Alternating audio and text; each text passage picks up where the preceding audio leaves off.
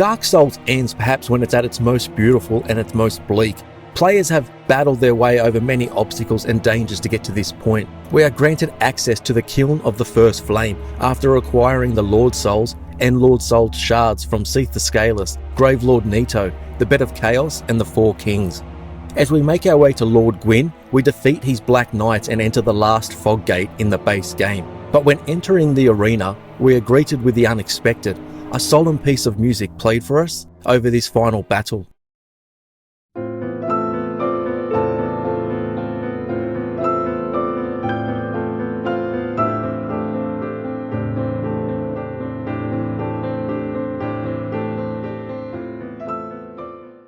Gwyn, the Lord of Cinder, is no longer the all-powerful foe, and the beautiful music emphasises that, even with his defeat. It isn't so much a triumph for the player, for we have defeated this frail and almost reluctant final boss. A shadow of his former self, the flame is dying out, and now players choose whether to light the bonfire, sacrificing themselves in order to continue the Age of Fire, or walk away and usher in the Age of Dark. So it says a lot about a game when a world such as that of Dark Souls, with its bleak premise, limited colour palette, darkened areas and sense of hopelessness, can be all of those things at once, but then none of them at all. Dark Souls almost goes out of its way to drop players into perhaps the most depressing game world they've been in, where almost the entire land is screaming out for warming sunlight, where even the living seem to be helpless in their own lives and waiting for what could be seen as the inevitable Age of Dark.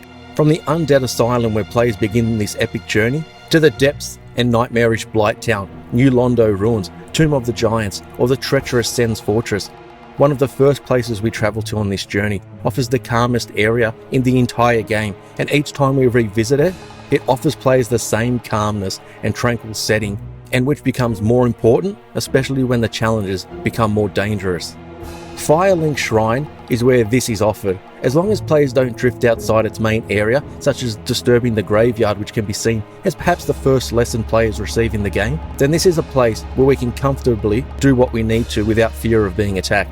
This place must have one of the greatest and most memorable pieces of music in gaming today, where simply hearing it conjures up a wealth of memories, both good and bad.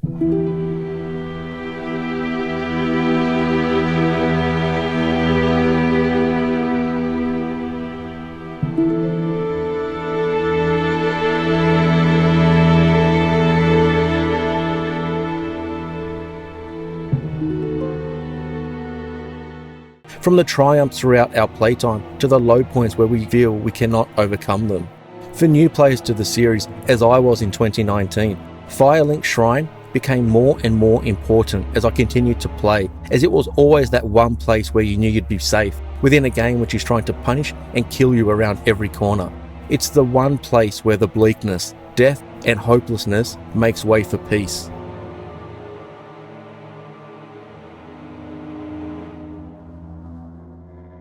Experiencing the intricacies of the world in Dark Souls, with its verticality and interconnectedness, can often make playing other games, especially open world games or ones which are similar in world design, seem basic and uninteresting. From early on in Dark Souls, the design and layout of it only impresses. Before getting into some classic examples as to why the game's level and world design is magnificent, I will admit that the game's environments, both in design and connectedness in some of the later stages of the base game, seem a little rushed and aren't as memorable as the earlier portions of the game. Locations such as Crystal Cave, Demon Ruins or Lost Izalith don't quite meet the greatness of earlier areas. And then there is the Tomb of the Giants if you happen to stumble in there too early. It can be incredibly difficult, but there isn't much which is all that memorable either. But these areas are also looked down upon by myself because of the fantastic design of the earlier areas. The weak points make the strong parts that much greater. Fighting your way through the undead burg and onto the bridge where you fight the Hellkite dragon, possibly finding the Drake Sword, which will give you an early bit of confidence, but which will ultimately be misplaced. We also find a ladder we can kick down to access an earlier bonfire, which will make reaching the bridge much easier should we die several times, which is most likely. We are able to make our way onto the bridge where we can fight the dragon and discover a locked door at one end, or we can make our way underneath where we face a handful of enemies which include rats, which are a good source of humanity. As we move forward, we end up at the Undead Parish after picking up a key just outside it, and in one corner we find an elevator. If we step onto it, we find it takes us down and we end up back at Firelink Shrine, thus giving us a shortcut between the two. If we take the elevator back up, then we can move forward towards Andre the Blacksmith, or we can head left up the stairs where we encounter perhaps one of the hardest bosses for many people, in that of the Bell's Gargoyles. We climb the tower and ring the first bell of awakening. Even when using the elevator going up to the Undead Parish, we can step off onto another platform, then make our way around and up to the nest, where we can be taken back to the Undead Asylum, the starting area of the game. After acquiring the key mentioned earlier, we make our way back to the bridge and unlock the door which takes us to the lower Undead Burg area. The way so many parts of the environment are built on top of one another is just one area which makes Dark Souls such a classic, and is always a disappointment when it came to the sequel, which didn't have quite the same level design. It would later return in Dark Souls 3 and was also a staple in the excellent Bloodborne. Even the notorious Blighttown area, a dangerous place but able to be reached at various times throughout the game based upon how players find their way to it. We can make our way to it through the depths after heading into the Undead Burg, use the entrance through Darkroot Basin, or use the Master Key from New Londo Ruins right near the beginning of the game to make our way to it. On top of the interconnected world, there is the number of different areas and how much they differ from each other so much. From the aforementioned Blighttown and Undead Burg, Darkroot Garden, Sen's Fortress, Ash Lake, and the beautiful Anor Londo, which lets players view the environment bathed in sunlight, a rarity in the harsh, dark world of Dark Souls. The world design of it continues to impress years later, and is an example of how to build one which is both memorable and enjoyable to play in.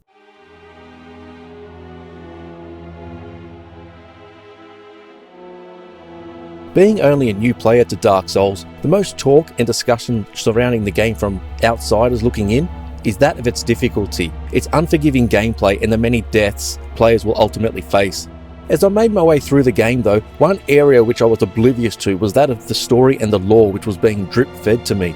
Many players will feel, as I did, that the story is quite basic and the interaction between yourself and the NPCs is quite limited, and none of it really progresses the story sufficiently, or enough detail isn't given to paint a large picture for players about the world, what is happening, what happened before, and what is likely to happen in the future. We have an information dump at the beginning of the game, but it mostly trails off and only gives very small snippets of detail throughout, and it takes a distant backseat to the difficulty and gameplay.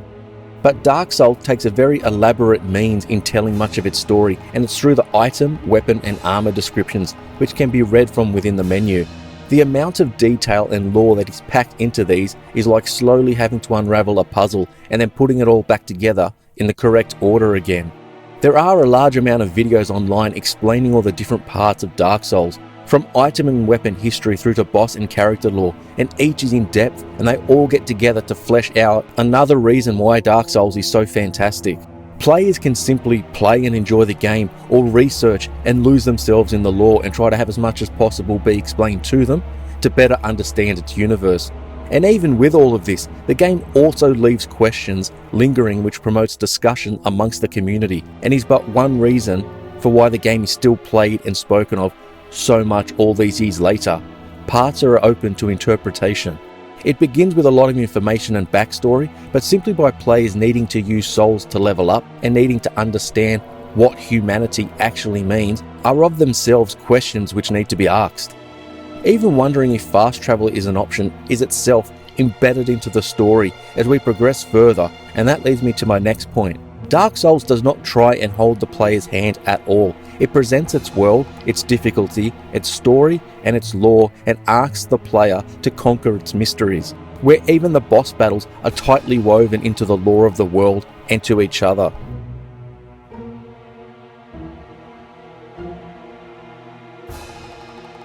So let's discuss what Dark Souls is most known for, and that's in the difficulty of the combat and the unforgiving nature of it. The game puts challenges in front of the player to overcome, and gives them the tools to achieve this through practice and experience. Where this differs to many modern games is that the difficulty will stay the same, but you're able to level up your character and acquire better equipment to give you a better chance of overcoming these challenges.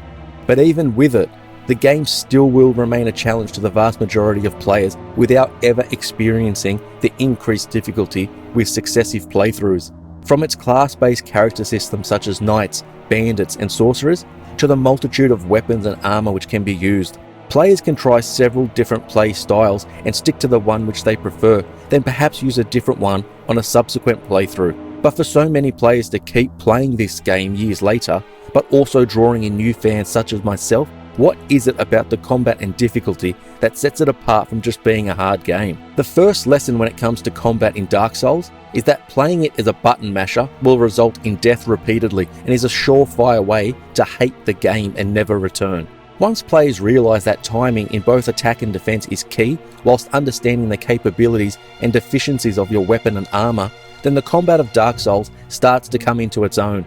Equipping weapons and armor which suits your character attributes will contribute to success, making sure your equip load isn't too high, resulting in what is known as fat rolling, being too heavy, which will make it extremely difficult to roll away from enemy attacks. Timing the attacks on the enemies is important, and because Dark Souls has a stamina bar which is affected by so many different types of movements, players need to ensure that they don't constantly run out of stamina, leaving them susceptible to attacks. Death in Dark Souls can come about very quickly from only a few hits, depending on the enemy, and when there is a group of enemies, then it becomes even more difficult. This is where players need to accept the trial and error nature of the game. Not knowing the environment and the attack patterns of a certain enemy can only be overcome by familiarizing yourself with the game and your character. But Dark Souls does a great job when it comes to playing through these enemies and then hitting the boss battles, another area the game is known for. These bosses come in many shapes and sizes with different dangers and attack patterns, from large, slow-moving beasts with ranged attacks to small, super-fast opponents who get up in your face with a barrage of hits, through to multi-phase engagements with multiple opponents. Some bosses will even allow players to summon an NPC in addition to real players, if it's proving too difficult or you simply wish to move on as quick as possible. Everything that has come before throughout your playtime is training the player to be able to overcome the challenges, which usually become greater as the game goes on. To often die hundreds of times in a game, especially for new players, there must be something addictive and rewarding in its gameplay mechanics and having a sense of accomplishment when overcoming these obstacles. After spawning 2 sequels and offshoot franchises in Bloodborne and Sekiro, plus its predecessor in Demon Souls, it's one which was and is so rare that it created its own Soulsborne genre of games and has countless other games, often when difficulty is being discussed, being likened to it. Even though it does show its age at times with its clunkiness, it still stands as one of the best games of the decade and will forever be remembered as satisfying an urge so many gamers had. To play a mature, dark, difficult and unforgiving game in a time when many gamers felt games were being casualized and difficulty toned down. Dark Souls and Soulsborne games remain their own beast, giving challenge, death and a sense of achievement for those willing to learn the lessons it sets forth.